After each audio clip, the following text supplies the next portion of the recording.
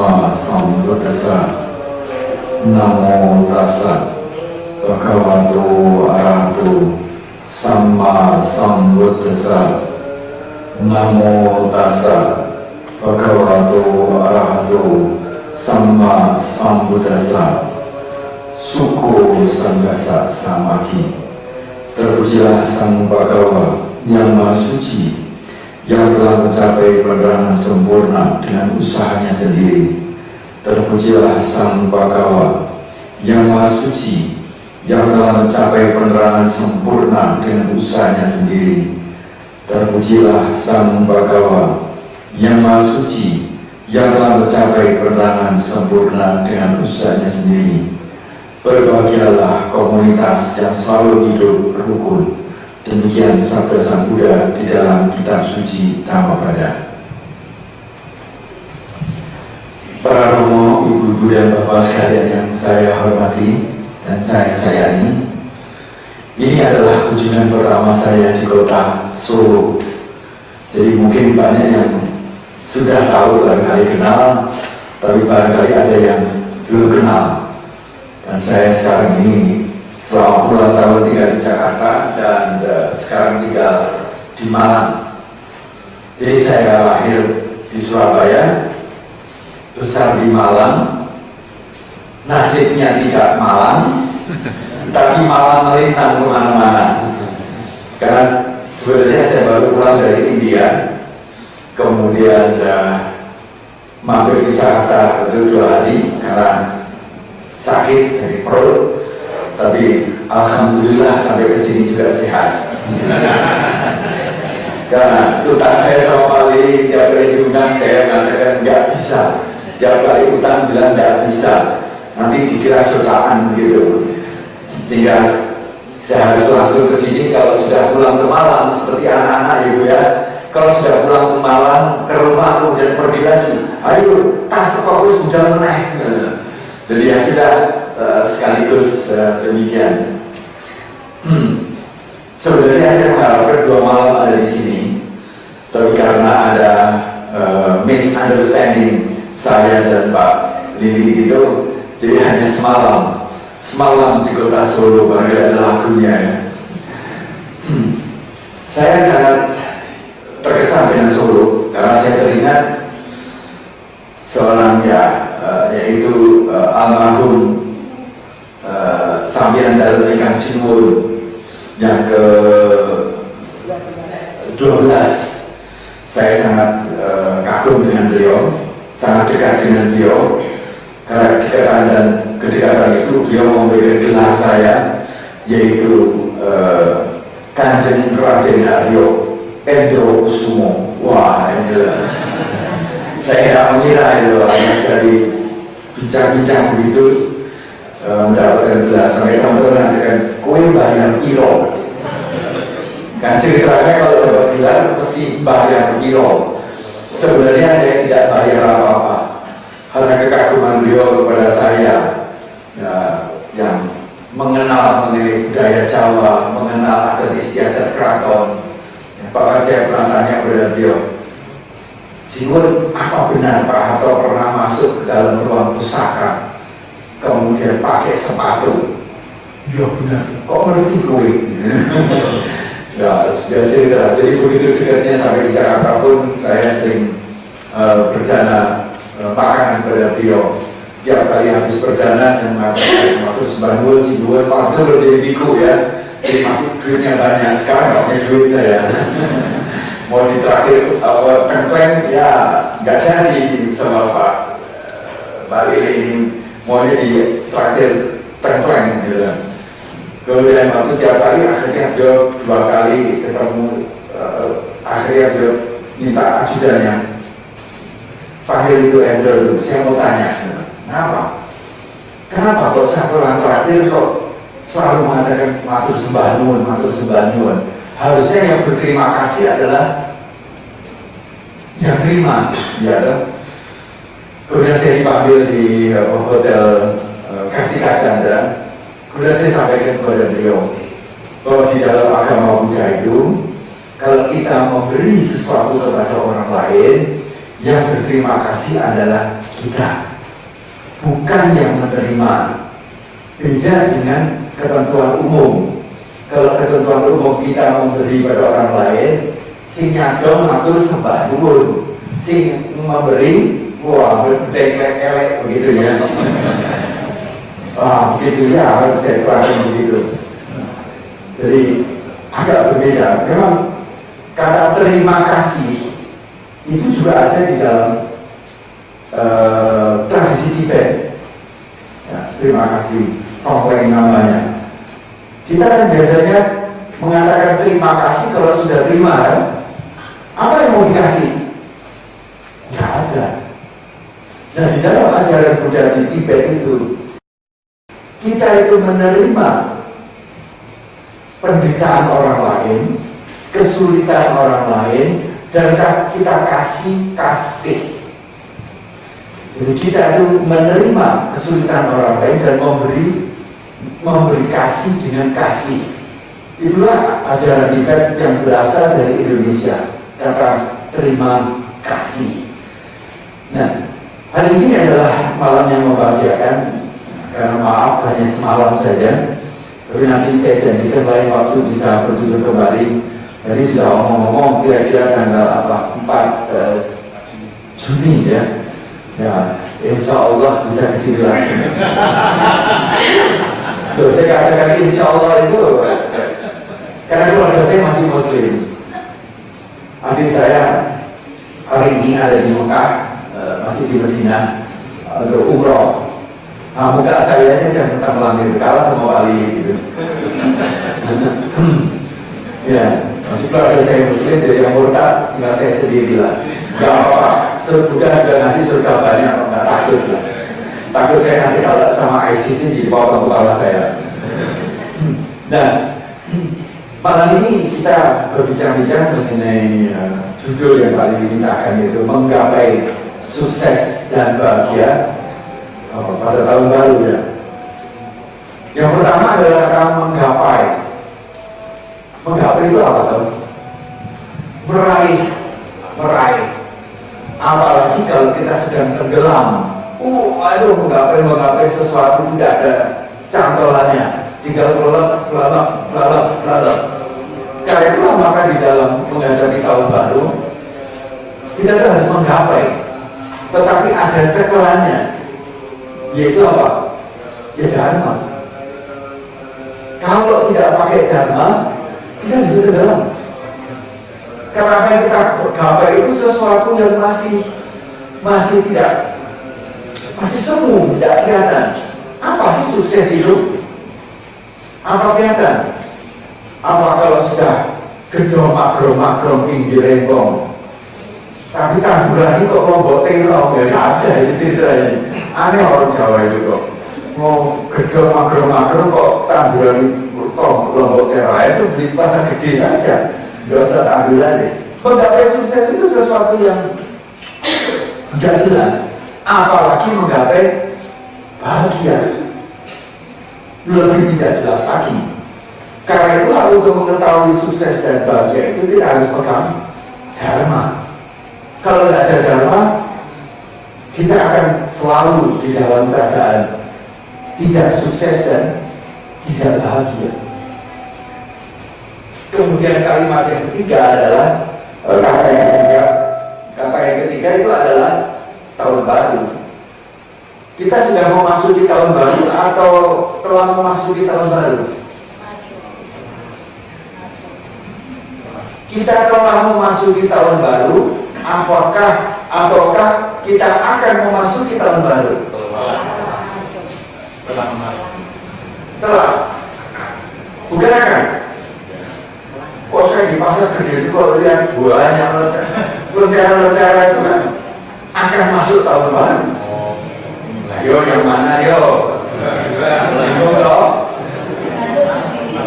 Bingung toh? Tanggalannya beda. Kalau melihat 1 Januari Anda mengatakan telah masuk tahun baru, tetapi kalau Anda mengambil tanggalan Imlek akan masuk tahun baru. Jadi tahun baru itu adalah sesuatu yang imajinatif, hanya berdasarkan kesepakatan kapan tahun baru. Nanti tanggal 8 Maret masuk tahun baru lagi, yaitu Nyepi, tahun baru Saka. Nanti pada 21 April masuk lagi tahun baru, yaitu tahun baru Songkran, tahun baru Buddhis. Buddhis dalam arti negara-negara Buddhis, Sri Lanka, Myanmar, Thailand, India, Laos, Kamboja, itu merayakan nanti masuk musim panas. Jadi kalau 1 Januari itu akhir musim dingin, tahun baru. Waktu Imlek, mendekati Imlek, masuk semi, tahun baru. Kemudian orang Asia Selatan masuk musim panas, tahun baru. Muharram, karena ada Hijriah, tahun baru. Hanya Islam saja, yaitu tahun barunya yang berkaitan dengan agama. Yang lainnya itu berkaitan dengan musim. Termasuk Imlek itu adalah dulu namanya Sinchun Kyonghi. Kyonghi datangnya musim semi, musim Jun. Karena orang Tionghoa sekarang itu mata duitan, kalau ingin hokinya gede, maka dirubah mengikuti orang Hong Kong. Kyongsi, semoga rezekinya itu berlimpah.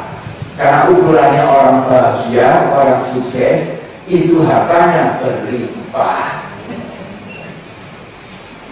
Makanya ada patungnya Maitreya Bilekut, badannya aja berlimpah-limpah, senyumnya berlimpah-limpah, betul ya?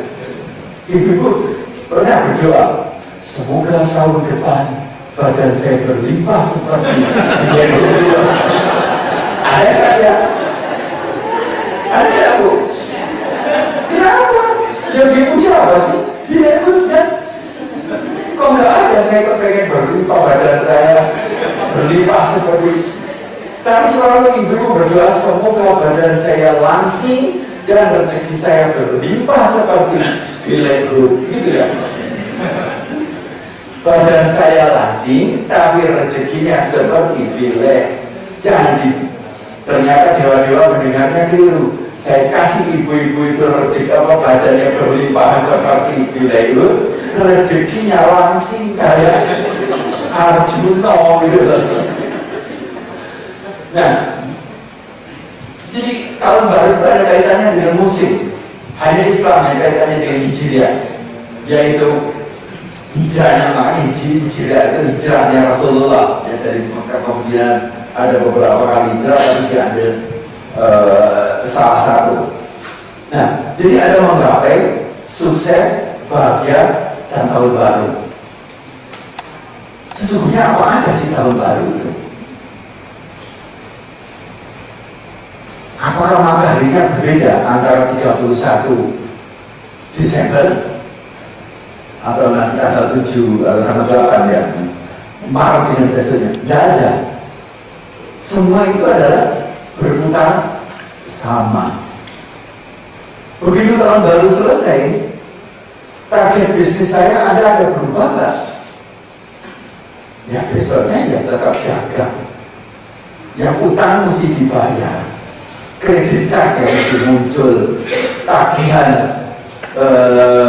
kredit card, tagihan semua juga sesungguhnya tidak ada apa-apa. Hanya pikiran manusia yang membagi waktu itu dalam beberapa bagian. Sesungguhnya kalau melihat tahun baru itu diibaratkan seperti kertas. Tahun baru itu ini kertas, ada lama, ada sekarang, ada yang akan datang.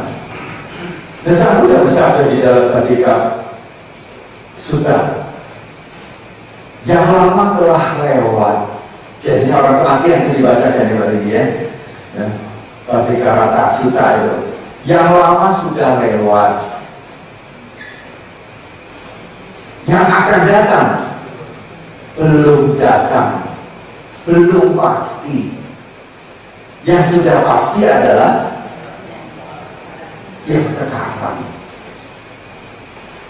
Jadi yang lama itu sudah lewat.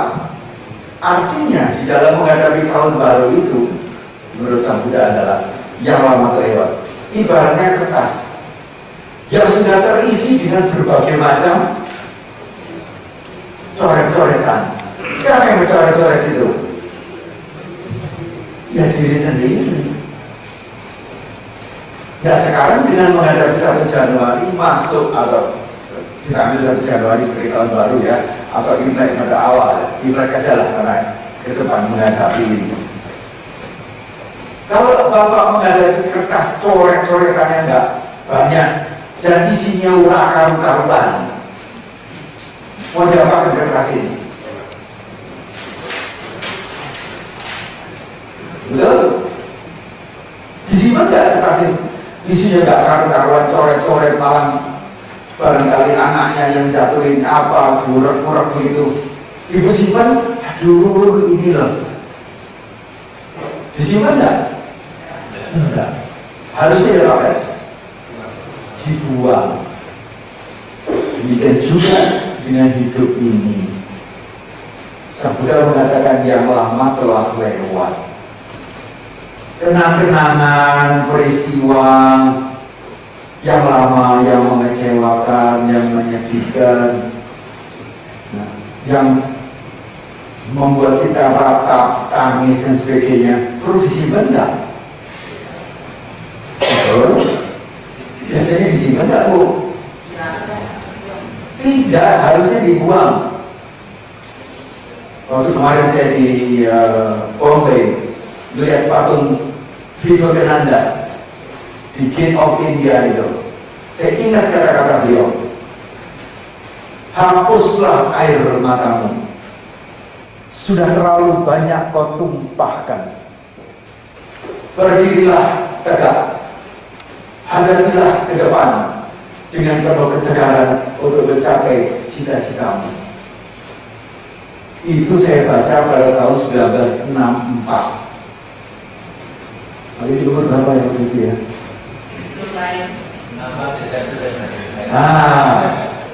Jadi belum lahir waktu saya sudah baca buku Vivekananda. Silakan baca Vivekananda. Waktu saya menghadap itu saya menghormat pada beliau. Hapuslah air matamu, sudah banyak kau tumpahkan, jangan ditumpahkan lagi. Berdiri tegak, tataplah ke depan, raihlah masa depanmu. Itulah yang saya pegang sebagai pegangan hidup. Susah, sedih, kecewa, boleh seketika, tapi sebentar itu jangan diterus-teruskan. Ibaratnya kertas yang gak karu-karuan isinya, gak usah disimpan dalam hati. Cepat itu buang. Kalau tidak, nelongso, sakit hati, tidur tidak nyenyak, stres, pergi ke dokter keluarin duit. Oh dokter sudah sugih kok kasih duit lagi. Lebih bagus dikasih maka budi yang gak punya duit, sumbang sana penggantinya itu. Jadi yang lama itu buang. Itulah gunanya meditasi. Kalau nggak meditasi, tidak mungkin. Begitu ada membuang yang lama-lama, maka enteng. Coba ibu bapak sekalian, kalau pagi nggak boleh cucal ke belakang itu. Wah, buat. Oh, berarti semini tapi nggak boleh semakin. Coba dibuang. Nanti kan enteng. Aduh, enteng ya Pak, udah kan gitu. Melakukan pun wah kayak liber gitu. Jadi apa? Yang busuk-busuk itu cepat dibuang. Kebencian, kedengkian, iri hati, kesal, kecewa, disakiti, mohon maaf, itu cepat harus dibuang. buang. Itulah dharma di sana. Untuk kita pakai sebagai menggapai dari itu pegangan. Supaya apa? Selamat mana Pak? Si selamat mana? Ini wong ini. Makanya wong Jawa itu nama siji jenenge sapa? Selamat. Jangan kita macam-macam. Kalau naik kapal terbang amblas kurang selamat. Naik mobil keserempet kurang selamat. Kalau kan digebuk-gebuk nggak selamat. Nomor satu yang kita cari itu adalah selamat.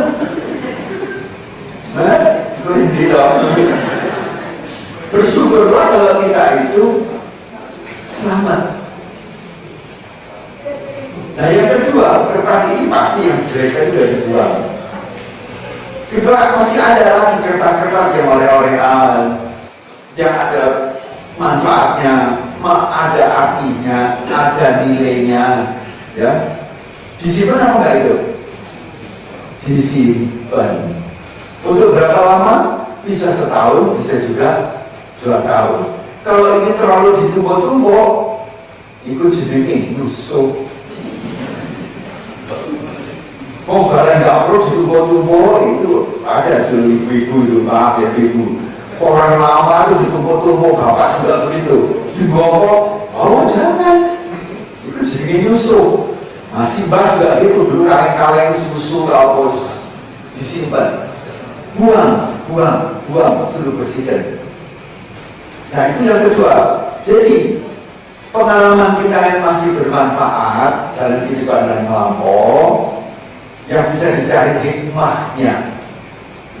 Ada bahasa Inggrisnya itu lesson learned.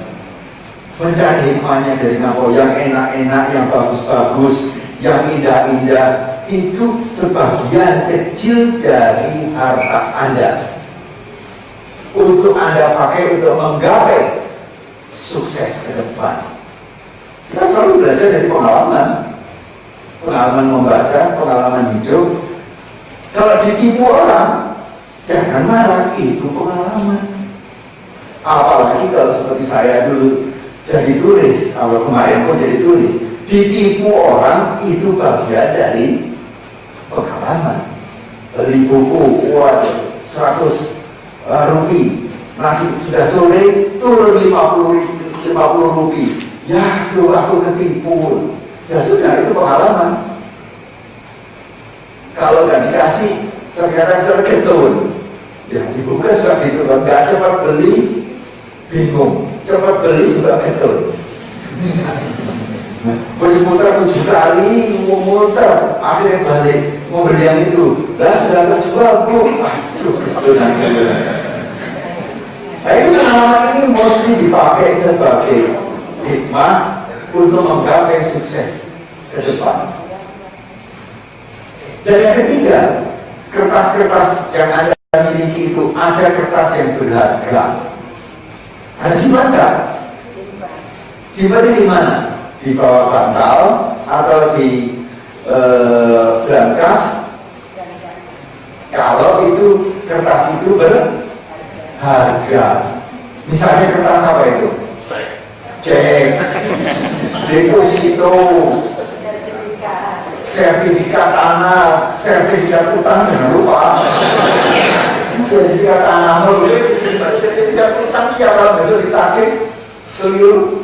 Semua sertifikat yang mempunyai nilai kita simpan baik-baik, karena itu bagian daripada harta kekayaan.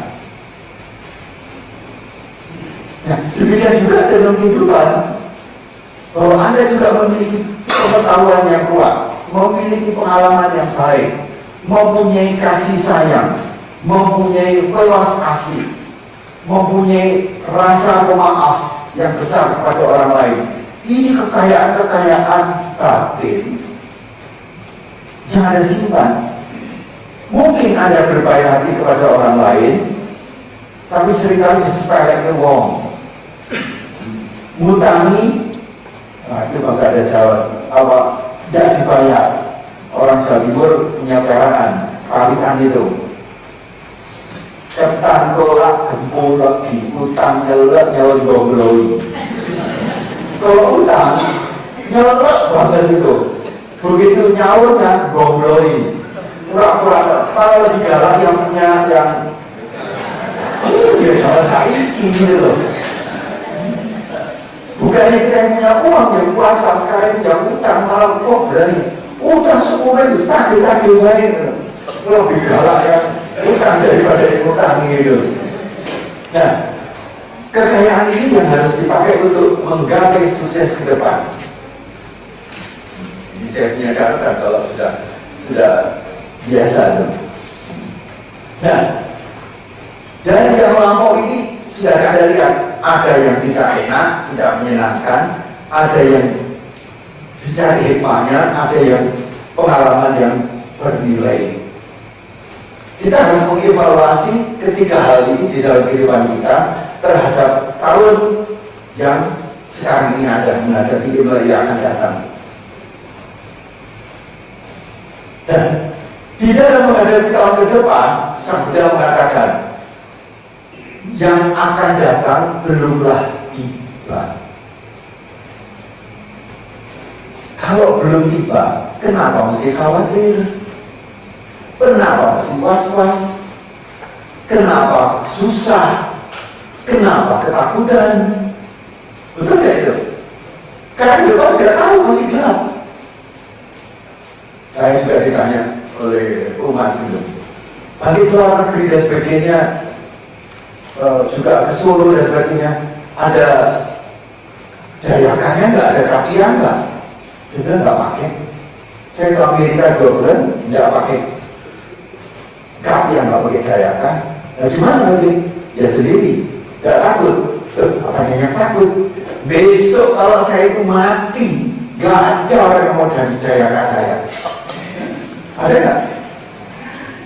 Kalau saya mati nggak ada kapian saya. Gak ada yang mau mendampingi penunjuk jalan. Karena kalau besok sudah mati, bahasanya pakai apa? Gak tahu. Ketemu malaikat Arab, malaikat Cina yang begini-begini juga gak bisa ngomong. Tapi yang malaikatnya India, nehi juga gak bisa. Jadi kalau saya masih hidup ini pergi sendiri kok gak takut. Nah, suami istri itu paling takut pergi ke pengantin ijen, mau ngerayu nak aku gitu. Betul ya? Harusnya itu berani ijen, karena besok kalau mati itu gak ada temennya loh. Mau diajar orang gelap, dibayar kira orang gelap gitu loh. Jadi kenapa ya saya selalu kemana-mana sendiri ya biasa gitu loh. Karena apa? Sabda mengatakan jangan pernah takut. Menghadapi masa depan yang tidak menentu, jangan pernah takut. Karena apa? Sudah menggapai dahan ranting yang kita pakai sebagai pelampung menghadapi gelombang air dan sebagainya. Selama kita mau punya pelampung, selama kita akan aman. Tetapi dasar manusia itu rasa khawatir, takut, was-was. Maka pada malam tahun baru dia sembahyang ke tempat ibadah, nyuwun semoga nasinya hiu cuma 3, buahnya cuma 3, nyuwunnya bolak-balik begitu. Betul ya? Si makin sopo loh. Kok kasih lilin, awal lilin 2, yo 3, jeruknya 3, nyanyiannya sebalik tidak ya? Tidak. Kira-kira yang dikabulkan sebalik tidak? Karena ibu-ibu punya duit sidik, masuk mall, dapatnya apa dong? Masa biarpun listnya panjang, terkabul nggak?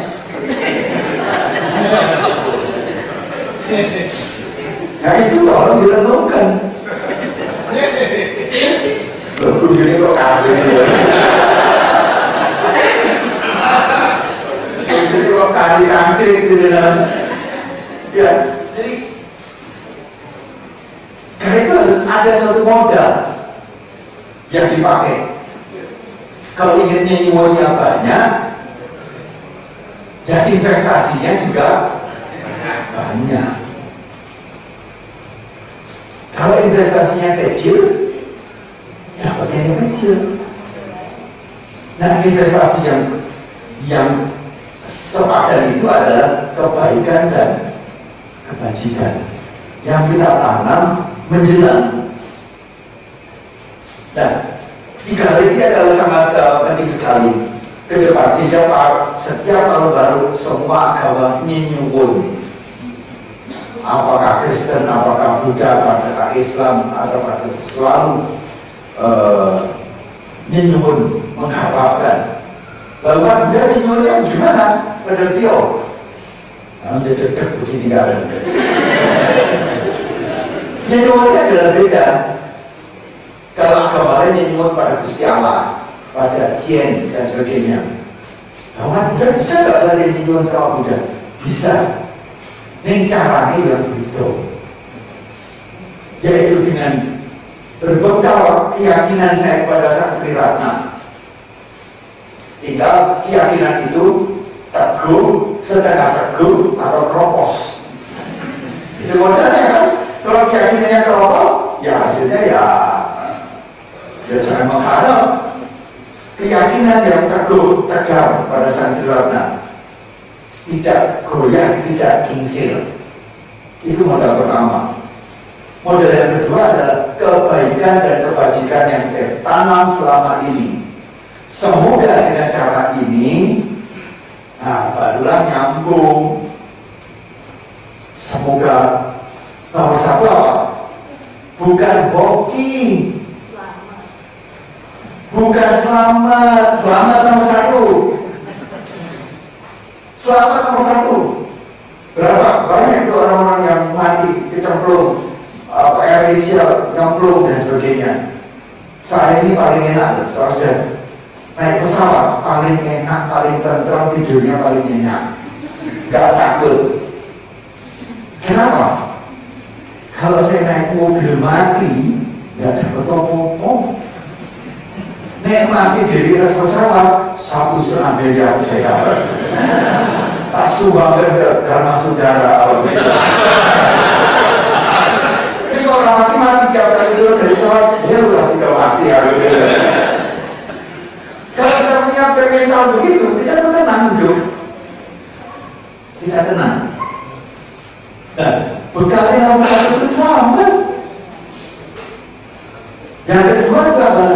Kita bersyukur bahwa kita itu masih seger, waras. Ada orang Jawa jadi seger, sama yang dengan seger, waras. Selamat itu selamat apa tadi?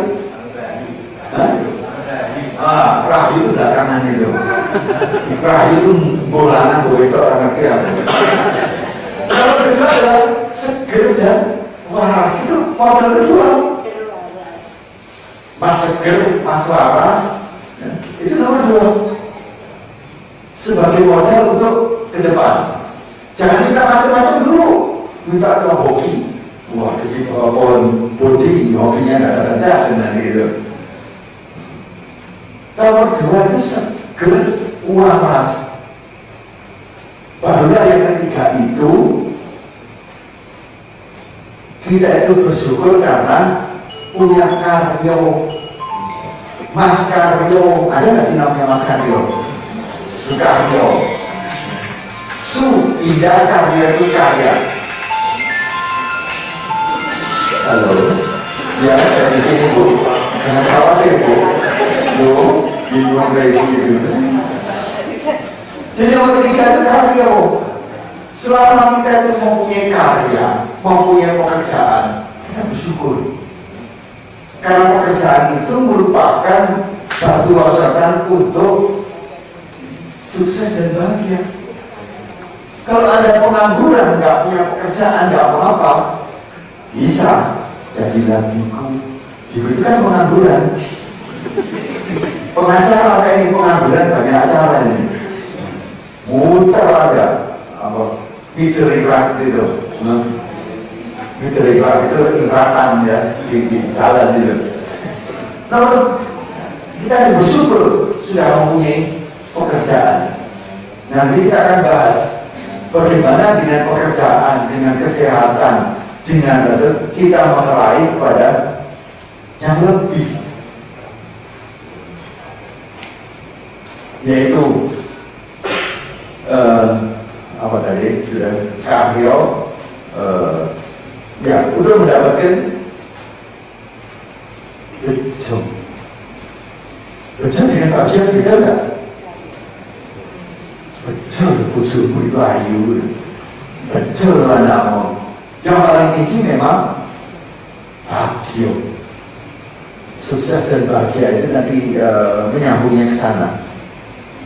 Jadi kalau ibu bangun, bapak bangun tidur untuk bisa sehat, saya umurnya 75 tahun ini, dalam bulan akan 75, sudah tidak muda lagi, tapi itu canom gitu ya. Nomor satu untuk bisa hidup sehat itu tekniknya hanya 1,5 menit kali 3.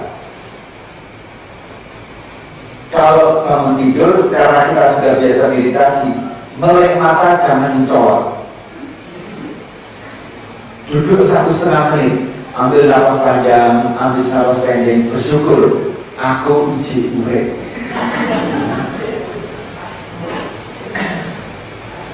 Nah kemudian setelah 1,5 menit iji urip, bersyukur saya masih hidup. Kemudian Anda duduk di tempat tidur begini. Nah, bersyukur, ambil napas 1,5 kali, 1,5 menit, ambil napas panjang pendek, bersyukur kembali.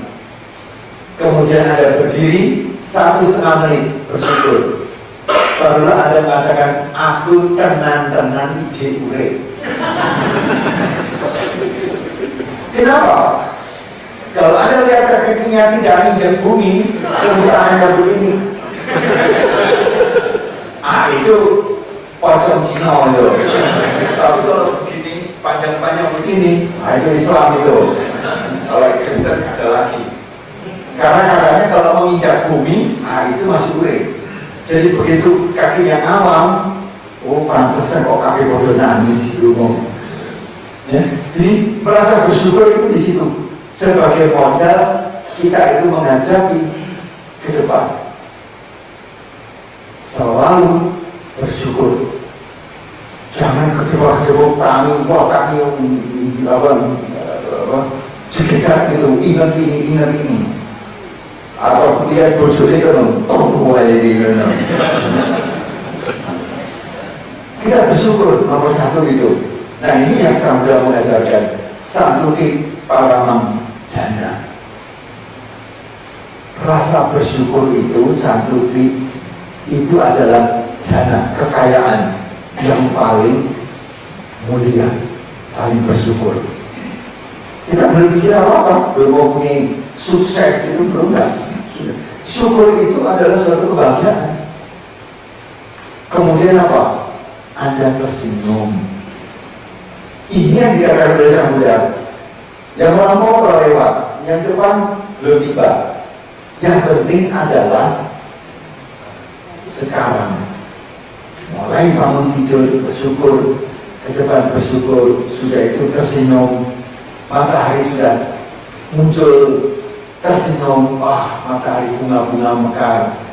Terus lihat ujungnya masih tidur, aduh jangan marah, jangan tergoyang-goyang, aduh bahagia ya istri saya atau suami saya bisa tidur nyenyak. Dengan cara demikian maka apa? Ini kebahagiaan awal yang paling sederhana. Ini sebagai modal yang paling kuat. Nah, sekarang inilah yang paling penting. Karena masa akan datang tidak bisa dibina pada masa yang ke depan. Akan datang tidak bisa dibina pada nanti. Tetapi masa depan itu bisa terrealisasi pada masa sekarang, pada masa saat ini. Jadi saat waktu ke waktu inilah yang kita harus mensyukuri, menghargai, dan selalu serius. Nggak ada jalan lain. Nggak ada jalan lain. Hiduplah sekarang kanika samadhi. Samadhi artinya selalu sadar mengenai saat ini, saat ini, saat ini.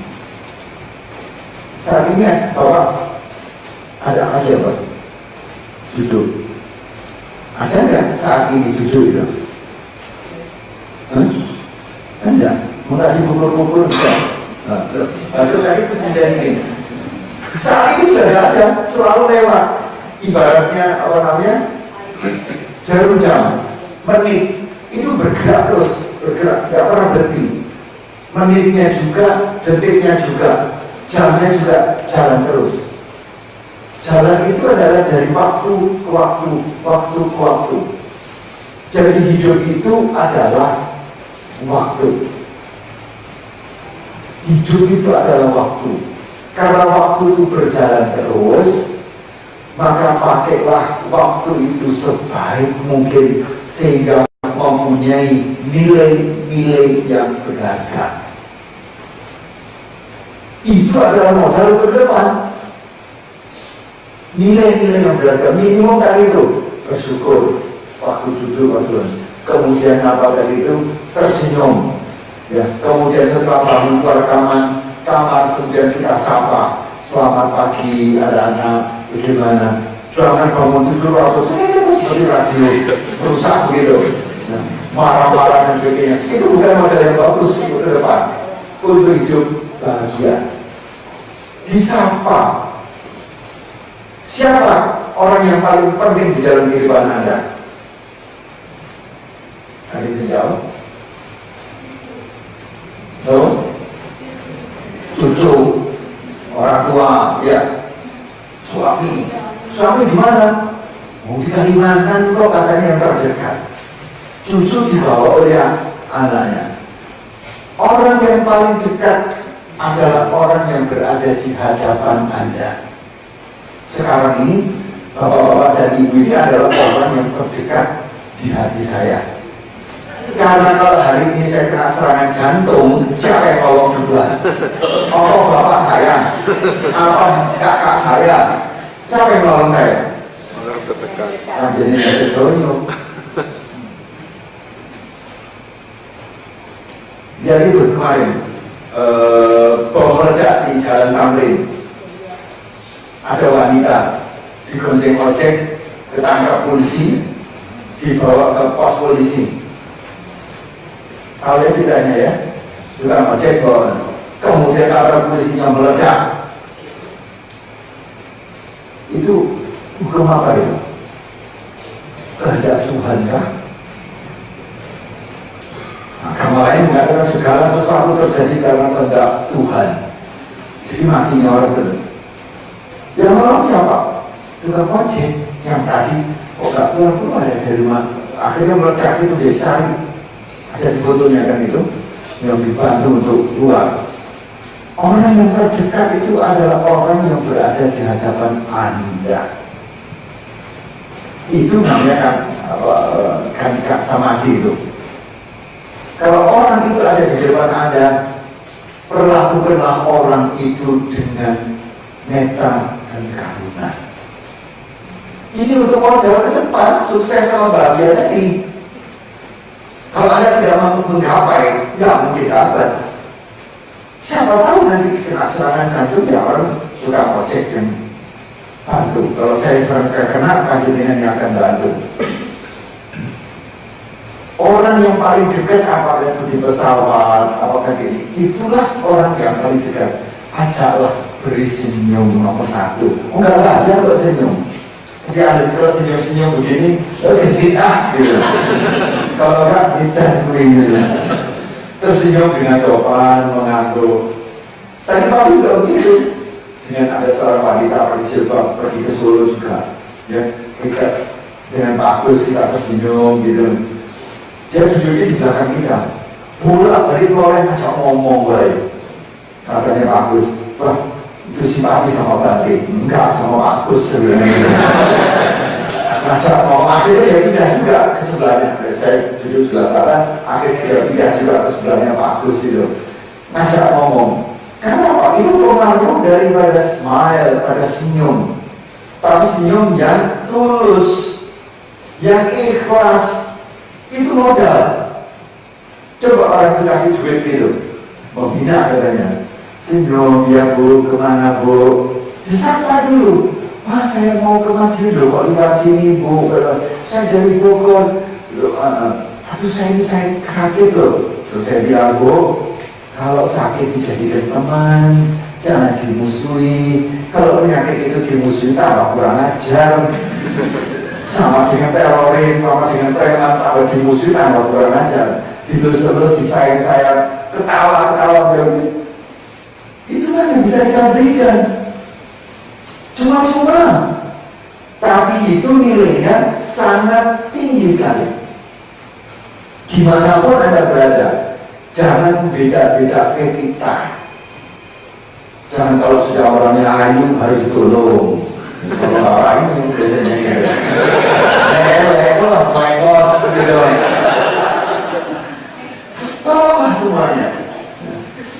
Nah, saya bilang kemarin di Jakarta, maka kembali umat-umat itu ada yang mengatakan jangan suka menolong orang miskin, orang kesusahan.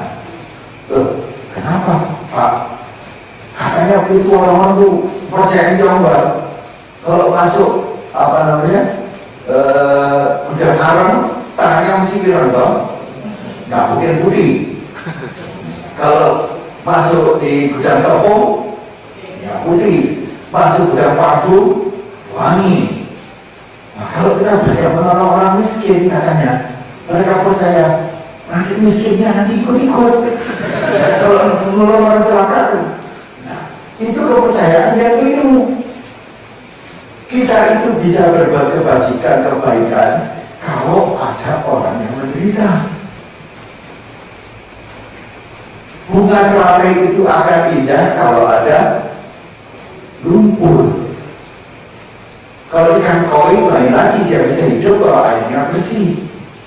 Kalau teratai lambang daripada Buddha, itu bisa harum, bisa besar, bisa bagus, indah kalau tumbuh di lumpur. Ada konsep yang salah, tradisi yang salah. Kalau kita nolong orang miskin, nanti ketularan miskinnya. Kalau kita nolong orang yang sakit, gak punya, nanti ketularan gak punya sama sakitnya. Ini kemarin Jakarta. Ingat, saya bilang itu, apa kan orang Mahayana? Apa kan pemuja sama Kuatim? Berapa tangannya Kuatim? 1000. Coba bapak-bapak ini kalau tangannya 1000, proyek ini, proyek itu, proyek ini, proyek itu, ya. Apa tangannya Kuatim 1000 itu? Membantu menolong orang lain yang menderita. Makanya tangannya 1000, siap menolong siapa saja. Yang benar namanya awal kita suara. Awal itu tinggi dari atas, awang-awang. Lu kita itu look at me, bisa lihat. Lu kita suara itu mendengar. Makhluk dari atas yang mendengar, melihat penderitaan orang lain. Saya siap tolong. Makanya dia menjadi berpusat, menjadi bodhisattva. Jadi kalau kita berhadapan dengan patung Avalokiteshvara, nomor 1, jangan minta-minta. Tetapi mengatakan saya hendaknya meniru perilaku Avalokiteshvara, siap menolong orang lain. Kalau saya nanti butuh satu keinginan, satu saya harus punya. Ini keinginan mendapatkan, yang satu keinginan untuk memberi. Ayo sekarang saya tanya, ini lagi ibu-ibu lah, ibu-ibu yang tukang shopping ya. Kalau ibu beli baju baru, disimpan nggak? Masuk lemari. Ada yang dilepas nggak? Baju lama. Sampai lemarinya nambah, sepatu nambah. Tolong perilaku itu dirubah, tidak membawa rezeki. Kalau Anda beli baju dua, minimum dua baju yang ada yang lain lepaskan. Ini belajar untuk hidup bahagia ke depan. Jadi hanya jangan bisa menerima, tapi juga harus bisa memberi. Anda tidak mungkin melakukan investasi ke BNI, tidak bisa menerima bunga banknya kalau Anda tidak melakukan investasi. Nah, investasi itu baru itu kalau saya beli baju baru, saya niat insul, mau coba kan niat insul. Niat saya, bukan niatnya demi Allah kan begitu, enggak kan? Niat saya, yang kali dua beli, dua saya lepas, kasihkan orang-orang yang membutuhkan. Beli satu sepatu baru, sepatu ini, nanti pilihnya tuh muter beresin gombal.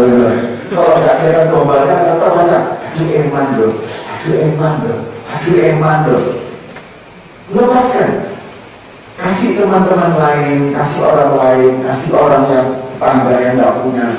Itu adalah nilai yang sangat tinggi untuk membantu perkembangan rezeki Anda untuk mencapai sukses.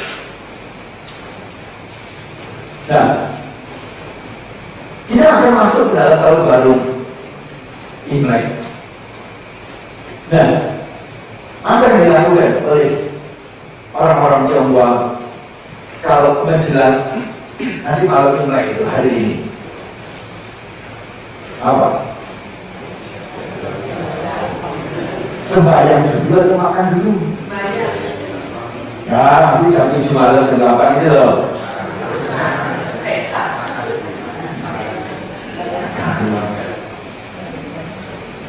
Makan dulu, makan bersama satu meja. Mejanya bunda kebanyakan ya. Bapak, ibu, anak, engkong, om, semua, tante, dan sebagainya. Apa maksudnya ini? Ya maaf saya nggak ngajari ya, terutama teman-teman dari Konghucu ya, saya kira lebih tahu daripada saya. Saya mukanya aja bukan uangnya. Mejanya bunda, berarti apa? Samaki, kerukunan, kesatuan, bunda antara kakek, nenek, anak, cucu, semua satu meja, bunda. Berarti apa? Ada samaki, kerukunan anggota keluarga, berarti itu nomor satu. Karena itu adalah modal pangkal untuk sukses dan bahagia. Ada nggak di dalam meja makan menjelang Imlek terus berkelahi gitu? Semua tertawa, tersenyum. Ya, yang dari luar kota cerita mengenai keadaan cerita sama betul ya? Gitu. Saya maaf saya nggak punya tradisi itu, tetapi saya tahu itu. Semua cerita tertawa bapak, wah, yang senang ada ya kampai, wah mulai gitu. Saya kan ikut dan kerja di Indofood 9 tahun kan suka kampai itu ya, dengan minuman keras itu. Tapi kalau meja makan kan masih ada anak-anak yang akan ke sana itu. Kerukunan anggota kerabat itu menentukan, terutama batik, kemudian lebih bisa dari batik kalau ada kakeknya. Ini adalah modal. Karena kalau ada apa-apa, kalau ada kesulitan, minimum itu keluarga ikut prihatin. Tapi kalau kita senang, kita juga jangan lupa membantu anggota keluarga yang membutuhkan. Dengan cita-cita kita tahu kan, nah, apa yang bisa saya bantu. Karena di dalam Dharma itu ditanya apa sih ajaran Buddha itu 45 buku, 45 jilid. Ajarannya cuma 2 kata. Yang biasa kan Anda tahu, sabda papa sakarana kusala serupasa pada sajita paryoga panakita budan sasanang kedawan apa cuma 2 kata. Dharma itu bantu, jangan ganggu. Ajaran Dharma itu cuma 2, bantu, kedua apa? Jangan ganggu. Nek ora iso bantu,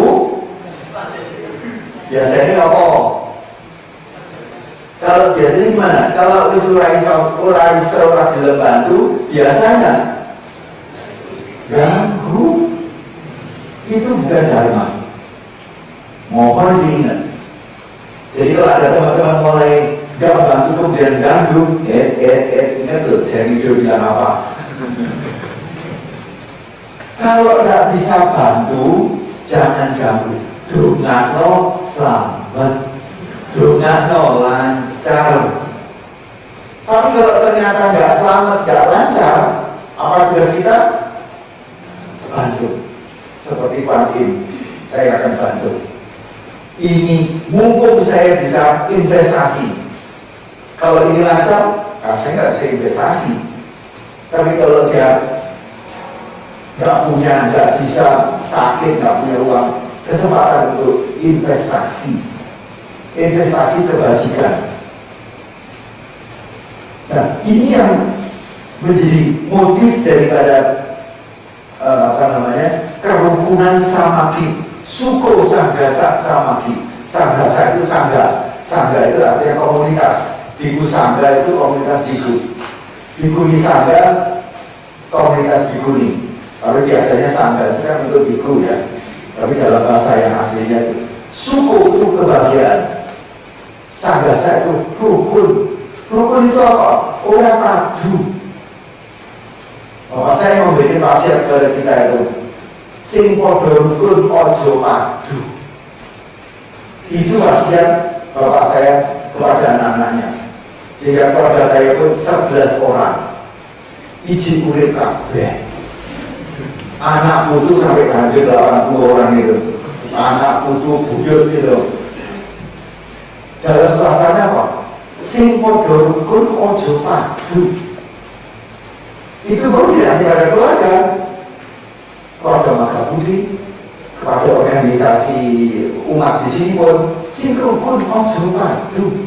Kalau itu padu tidak rukun, maka asuko tidak bahagia. Umatnya tambah surut. Wis umatnya surut, kalau segini seret. Ya, ini ya. Tapi itu terjadi di mana pun juga. Karena itu di keluarga Tiongkok nomor satu itu, keluarga itu adalah kerukunan internal keluarga, termasuk keluarga wihara, keluarga Mangga Putri, Wandani, umat Buddha, itu bagian. Nah terus kalau sudah makan enak, sudah selesai gimana? Acara kedua rukun dengan siapa?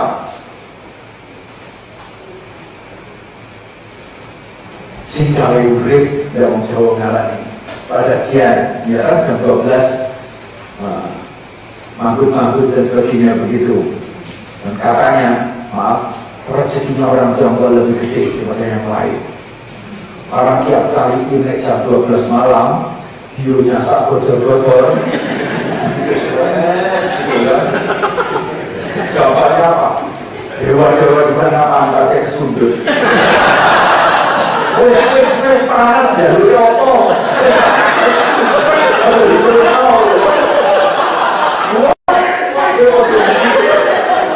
Oh, kata dewa dia. Ya maaf ini bukan saya ya. Saya tidur aja ini saya. Makanya wah kasih. Tambah botolnya tambah gede. Wah, jadi kita pakai. Bionya kan gak cicil. Rukun dengan singgayu dengan dharma. Saya tidak perlu makan dengan dharma. Nah besoknya rukun dengan siapa? Dengan anggota kerabat. Betul ya? Dengan kerabat. Pakai baju. Ini berarti mereka sudah merah semua ini. Menjelang ini. Dengan kerabat. Betul ya? Kemudian dengan sahabat. Jadi menghadapi tahun ke depan itu ada modalnya. Modal dharma dan modal tradisi itu harus diartikan secara dharma. Maka ini akan menjadi rukun dengan kerabat, rukun dengan sahabat. rukun sahabat dan kerabat. Ini adalah, kalau bahasa Inggrisnya itu adalah networking, jejaring, kerabat itu. Ya, kemudian ada angkolnya. Ya. Di samping itu kan masih berdana ya pada anak-anak dan sebagainya. Ya. Nah, itu berjalan sampai dengan penutupan cap gomeng. Nah, nanti setiap cap gomeng itu selalu dicater setiap tahun bagi kepakan baru di sana. Tiap cap gomeng mesti harus ada di sana, tapi nggak bisa ke tempat lain. Ya, namanya orang terpenjara ya beginilah. Saya katakan kenapa terpenjara. Saya sering ceramah di penjara Cipinang. Anda semua narapidana itu sama dengan saya. Saya ini juga narapidana, belum mau semua. Kenapa ya? Ya, Anda pakai seragam. Saya juga pakai seragam. Anda kalau makan di keloneng, saya juga makannya keloneng, baru boleh makan. Anda kalau pergi keluar minta izin, dikawal. Saya juga minta izin, dikawal oleh Dayaka. Gak bisa kemana-mana. Jadi sama. Kalau itulah maka kalau malam saya meditasi, Anda mesti meditasi. Karena dampaknya saya dekat dengan para narapidana, mereka sangat menyayangi saya karena saya pindah ke Malang. Dicintai karena narapidana itu. Nah, ini penting sekali mengenai kerukunan. Kemudian sampai dengan cap gomeng. Setelah cap gomeng, kerukunan dengan siapa? Cengeng. Ingat kerukunan dengan leluhur. Orang Jawa yang pindah agama lain sudah tidak memperdulikan leluhur. Dia lupa bahwa dia itu asalnya soko-soko. Asalnya soko, telo. Ada lagunya itu. Lupa dia itu asalnya soko-soko. Nah, orang Jawa itu mau pindah, ini ada kaitannya dengan dharma. Nah, kemarin saya menginap di rumah umat. Balik kapan ke Tanjung Pinang, mau cengeng. Aduh, saya cengengnya karena saya nggak bisa kalau cengeng, karena April saya baru ke Tanjung Pinang. Aduh, saya nggak bantai ya. Diajak ke cengeng ke kuburannya, duduk kuburan nenekku, waktu dijajak. Kerukunan rukun dengan leluhur. Saya berterima kasih kepada leluhur, karena adanya leluhur, adanya saya. Karena leluhur ini orang yang terhormat, saya harus menjadi orang yang terhormat juga. Junjung dhuwur,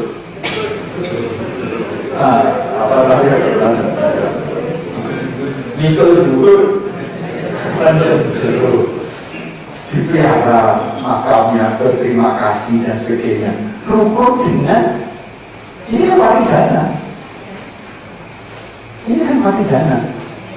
Tidak menyia-nyiakan kuburan leluhur.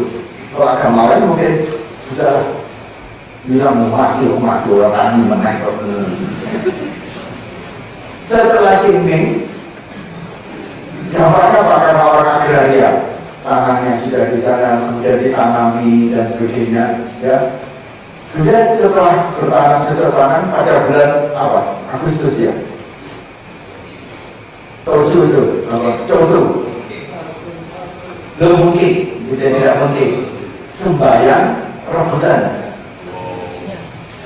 Harus rukun dengan siapa? Dengan semua makhluk yang peta, yang menderita. Kita harus berbelas kasihan. Jangan setan itu setan meneng. Kalau di Buddhis kan ada pidana untuk makhluk-makhluk yang tidak tampak itu. Makanya agama lain sering menghina kita atau agama setan. Mau setan dimusuhi atau agama Buddha itu kalau berteman dengan setan. Tidak ada tetangga di sini ya.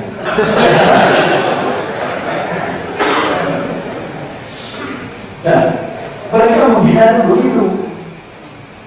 Seakan-akan kita sebenarnya kita itu berbelas kasihan terhadap makhluk-makhluk kita yang sedang menderita. Kita mau tolong, dengan kebaikan kebajikan yang saya miliki, semoga hal itu meringankan juga dari para kita di bawah itu. Siapa tahu masih bisa kebajikan ini banyak sekali. Karena kalau kita tidak rukun dengan makhluk sekitarnya, kalau mereka mengganggu, kan repot. Nah, ada suatu kisah sesungguhnya. Saya diundang oleh keluarga Tionghoa upacara padidana. Wah, ada foto ibunya dan sebagainya, ada buah-buahan dan sebagainya. Apa yang dikatakan dia? Mama, silahkan datang kemari. Ini anak cucumu sudah hadir. Ini makanan-makanan yang kamu sukai, Ma. Ini tradisi Tionghoa gitu kan? Ya kalau tiap malam mamanya datang gimana?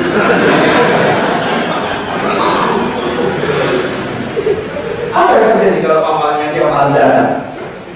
Paginya dipanggil-panggil, terus malam-malam berdak-berdak, ya Mas, silakan masuk, oh gitu.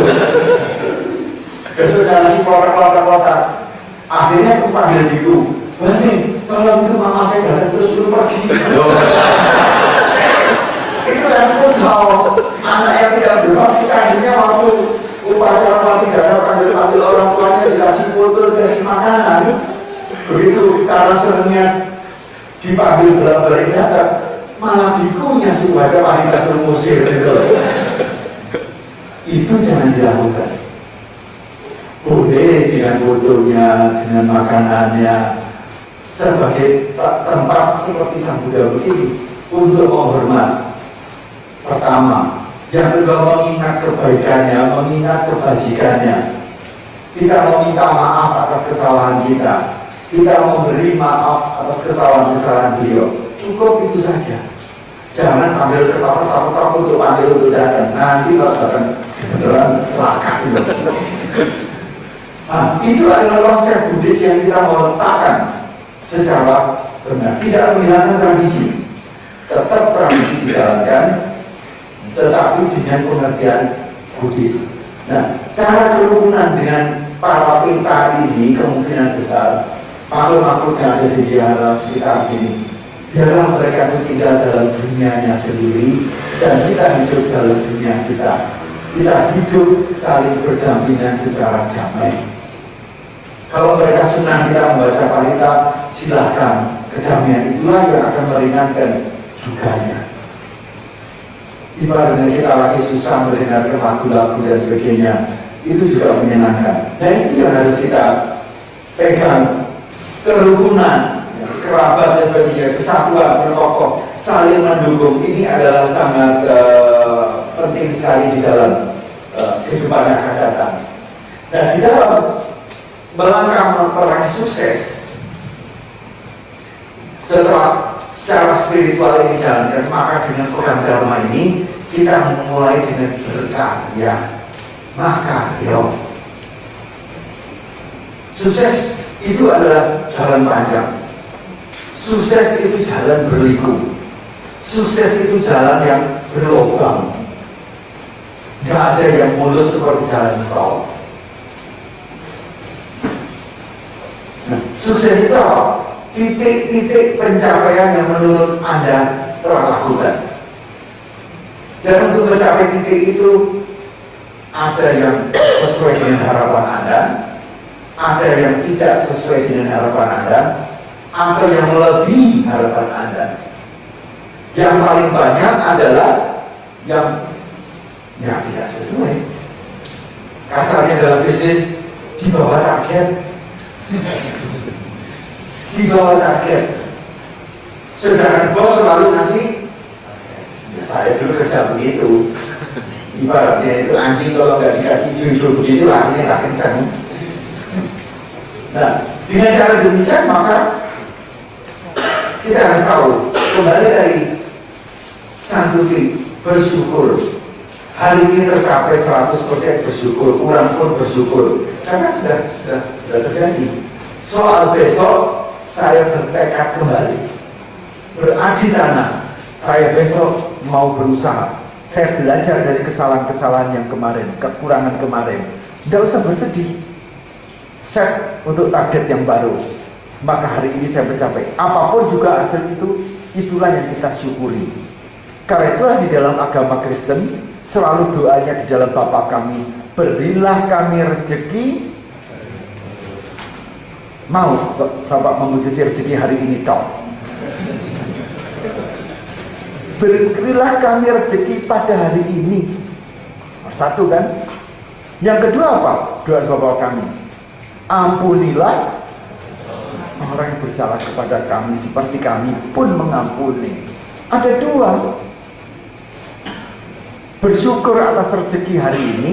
Dan yang kedua adalah saya memaafkan. Karena pada hari ini kemungkinan besar saya disakiti orang yang saya maafkan. Yang kedua adalah saya memberi maaf. Itu kunci untuk bahagia. Kalau kita tidak pernah memaafkan, nanti malam gak bisa tidur, ngimpi terus. Nah ini yang kita harus pegang. Nah untuk kunci menjadi sukses, secara pendek saja karena mungkin waktu. Nomor satu adalah kerja keras itu wajib enggak? Enggak. Tidak wajib orang kerja keras. Yang penting kerja cerdas. Ayo, betul gak itu? Cerdas dan cerdik. Kalau ibu dan bapak atau bapak suruh ngangkat batu dari sana ke sini, kerja keras, batu ini siji, wah ada kerja keras gitu. Tidak penting. Yang penting cerdas dan cerdik. Oh, sana ngambil gerobak, susun, panggil satu. Kamu yang dorong, aku yang narik. Sekali tarik, sudah selesai. Enggak perlu harus satu-satu. Kerja keras tidak penting, tapi kerja cerdas dan cerdik. Mencari akal-akal yang baru. Coba lihat HP-nya Bapak. 3 bulan lagi sudah ada yang model baru toh. Fitur yang baru kan. Selalu ada. Bahwa ke depan itu harus 3 syaratnya. Di dalam Dharma juga gitu. Nomor 1 adalah saya harus bekerja lebih baik. Sang Buddha juga mengajarkan itu. Bekerjalah untuk kebahagiaan orang banyak yang lebih baik. Kemudian apa? Lebih cepat. Yang ketiga, lebih murah. HP-nya tambah tahun tambah murah enggak? Coba dibandingkan dulu, sekarang 200.000 juga dapat. Mau zaman dulu mana bisa itu. 3, lebih bagus, lebih cepat, lebih murah. Itu harus cerdas dan cerdik. Nah yang ketiga baru ada integritas. Kerja itu nggak usah disuruh, sudah itu tanggung jawabnya saya laksanakan meskipun tidak diawasi. Meskipun tidak diperintah, saya jalankan. Adanya integritas, maka itu bekerja dengan sepenuh hati. Bahasa Inggrisnya itu work smart, work hard dengan sepenuh hati. Dan yang ketiga, barulah nanti itu work hard, kerja keras. Kerja keras dalam pengertian tidak gampang menyerah. Tidak melihat waktu, aduh jam 5 wis wayahe mulai gitu. Selesaikan. Nah ini sangat penting sekali untuk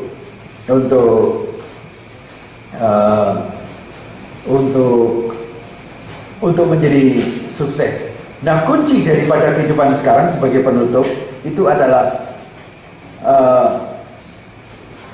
yang harus kita lakukan untuk bisa sukses dan bahagia menghadapi tahun baru itu adalah nomor 1, kita harus dalam ajaran Tionghoa tadi rukun dengan kita memperhatikan anggota keluarga kita. Jangan anggota kita itu kita hanya kasih uang saja. Banyak orang-orang anggap dengan kasih uang anak-anak udah cukup lah. Suami cukup kasih duit, yang lain kan harus perhatikan. Perlu kasih sayang, perlu perhatian, perlu pemaafan, perlu motivasi. Yang kedua adalah relasi kita harus pelihara baik-baik. Seperti tadi Imlek tadi, ya, dengan klien kita. Jangan klien itu dimusuhi, jangan supplier itu dimusuhi, jangan konsumen itu ditipu. Sudah barangnya daluarsa cepat-cepat dijual itu. Jangan. Karena Sang Buddha mengatakan kepercayaan itu adalah sanak keluarga yang paling dekat. Kalau sudah nggak bisa dipercaya, rezeki seret. Dalam pengalaman saya, selama saya dipercaya, selama jadi 3 tadi, keluarga mendukung, sahabat mendukung, konsumen mendukung, klien mendukung, rezeki itu akan datang. Mau saya temu aja bisa didatangi telepon. Waktu saya belum jadi biku, Pak, ini ada proyek ini. Ayo. Kenapa? Dia selalu ingat saya bisa dipercaya. Ya maaf, ini ada cerita. Kalau wanita itu selalu bisa dipercaya. Kenapa? Karena rambutnya panjang. Nek wong lanang apane sing kalau nggak bisa dipercaya, perempuan rambutnya bisa ditarik. Kalau wanita berkelahi apa yang ditarik? Nah kalau wong lanang berkelahi apanya sih ditarik? Pakai dasi ini ditarik. Karena itu dipercaya itu adalah harta. Kalau sudah nggak dipercaya, habislah rezeki kita. Sampai saya jadi biku sendiri, sudah jadi biku kira-kira 3 bulan, masih saya ditelepon, Pak, ini ada proyek. Sampai saya datang ke kantornya dia pakai jubah begini, sudah jadi biku. Waduh, enggak cerita. Ya saya kepengen tahu ini loh, saya sudah jadi biku, enggak ada proyek lagi, saya kasih yang lain. Masih dipercaya, usia tua, masih juga dipercaya. Karena apa? Yang ingat kebaikannya. Yang ingat saya selalu mengerjakan pekerjaan lebih cepat, lebih baik, lebih murah. Dipercaya kalau dikasih pekerjaan, udahlah gak usah mikir, pasti beresin. Ini penting sekali. Kemudian yang ketiga adalah kita hendaknya selalu berhati-hati di dalam berbicara. Jaga mulutmu, jangan kasar, jangan menghina, jangan merendahkan. Selalu dengan kata-kata yang baik, sopan. Pujilah mereka. Saya mau beri nasihat seorang umat di Jakarta dengan anaknya. Jangan suka merintah anak. Pujilah dia. Oh, Tuhan aja minta dipuji-puji kok, masa anak gak dipuji? Coba ibu-ibu kembali, kalau beli tas baru, terus gak ada yang muji, rasanya gimana, Bu? Masa orang ngerti? Tapi gak pasti. Tapi nggak bersyukur. Kenapa? Selalu ingin dipuji. Nah, ibu tahu nggak? Kan sekarang banyak tas yang palsu ya, Hermes palsu ya, orang rambut juga palsu, gigi ya palsu gitu ya. Hati-hati itu. Taunya kalau itu tasnya asli sama palsu dari mana coba? Seorang ibu-ibu, nek udah.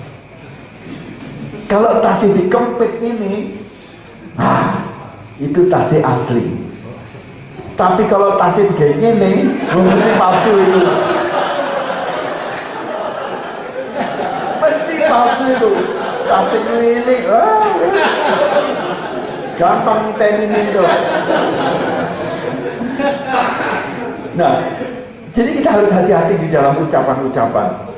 Karena ucapan yang manis, yang baik, memberikan semangat untuk bangkit, terutama teman-teman yang lagi down, bangkitkan semangatnya. Itu akan memberikan berkah. Kemudian yang keempat, kita harus bisa menyembuhkan luka-luka batin orang lain. Itu adalah bagian daripada dana. Terutama luka batin yang disebabkan oleh perilaku kita. Dengan cara antara lain ya minta maaf, memberikan semangat. Dan kelima adalah tidak kalah pentingnya, itu adalah memelihara pekerjaan kita, makaryo, sukaryo. Kalau kita punya pekerjaan, jangan disia-siakan. Kalau sudah di PHK, cari kerjaan itu kalau lagi meleset, juga setahun nggak dapat. Kalau rezeki karma baik belum muncul. Karena itu kalau kita punya pekerjaan, haruslah rajin, bekerja secara sungguh-sungguh, sabar. Selama saya dulu bekerja, saya tidak pernah menuntut gaji biro. Karena yang kuasa itu atasan saya menilai baik buruk. Maka saya tanya, apa bimbingan Bapak apa kepada saya supaya tahun depan saya lebih baik? Sudah, tidak usah marah, kesal. Itu nggak ada dalam kamus saya. Karena apa? Dharma. Dia tetap menyenangkan. Kalau dikasih penilaian bagus, bonusnya gede, terima kasih. Karena bimbingan Bapak atau Ibu, maka saya dapat berkarya ini, terima kasih. Dia senang. Jadi bos itu akan selalu dan tidak akan sakit hati. Itu adalah dharma. Kemudian yang ke-6, hati-hati dengan dosa, loba dosa, moha dosa, benci, dengki, iri, kesal. Cepat itu tadi mengatakan buang, buang, buang. Yang akan meracuni kehidupan Anda. Ketujuh adalah kita harus waspada dengan sikap suka marah. Karena marah itu menyakitkan orang lain. Belum tentu benar. Terutama dengan orang kecil yang tukang marah. Ada nggak yang suka marah dengan atasan? Nggak ada. Dengan orang kecil suka marah. Kesian itu terinjek-injek, ya. Marah. Karena marah itu akan mendatangkan tekanan darah tinggi kepada Anda. Jantung berdebar-debar, malam tidak bisa tidur, rugi. Enakan nyanyi-nyanyi, ya, mendengarkan berkaraokean bersama, apalagi karaoke. Itu dulu ya, sekarang udah menjadi nggak ada. Ya, jangan suka marah lah, karena marah itu akan mendatangkan ya cepat tua, sakit jantungnya muncul, ya. Kemudian ke-8 terakhir adalah peliharalah kerabat dan sahabat Anda yang sedang dalam posisi tidak menyenangkan. Entah itu sakit, entah itu susah, entah itu lagi apapun juga yang tolong itu mendapatkan perhatian. Karena ini adalah bagian daripada investasi. Inilah cara spiritual kita itu untuk menggapai sukses dan bahagia. Karena bahagia itu apa? Ceramahnya lain kali. Bukunya itu loh, ini loh. Saya baru beli dari Bombay. Happiness, tebelnya segini. Apa bahagia itu? Definisinya. Karena bahagia itu sesuatu yang semu. Ya, ibaratnya tuh, kalau lagi masih muda, ini sudah pengantin tua ini ya. Kalau masih muda, baru lihat-lihatan tersenyum, sudah bahagia. Betul ya? Begitu nyentuh sedikit, digoceng ke sepeda nih zaman dulu, wis senang. Dikasih kembang bunga, waduh senang. Apalagi dikasih bunga bank, lebih senang lagi tuh. Tetapi begitu melihat HP-nya, ada teman-teman tadi ngasih HP, kalau punya HP cepat loh, di-delete. Nanti kalau ketahuan istri, ributnya bukan main. Jadi semula bahagia begitu membaca SMS-nya suaminya, langsung, apa ini deket-deket, tidur pun sudah mulai kayak XL. Karena apa? Baca SMS suaminya, langsung XL itu, XL kan begini ya. Nah, bahagia itu sesuatu yang semu. Dan kegembiraan, kesedihan itu silih berganti, bergandengan tangan.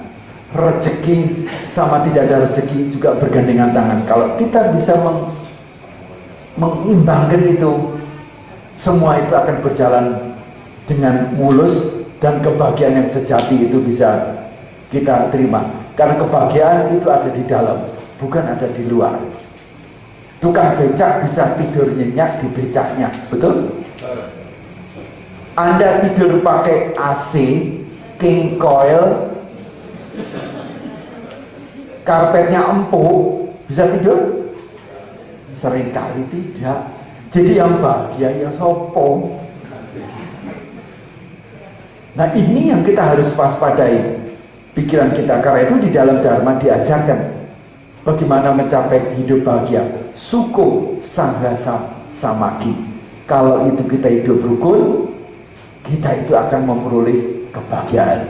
Untuk bisa rukun ada 8 syarat yang tadi itu, penuh dengan maaf dan memaafkan. Demikian pembabaran Dharma pada malam hari ini. Semoga Anda semua berbahagia.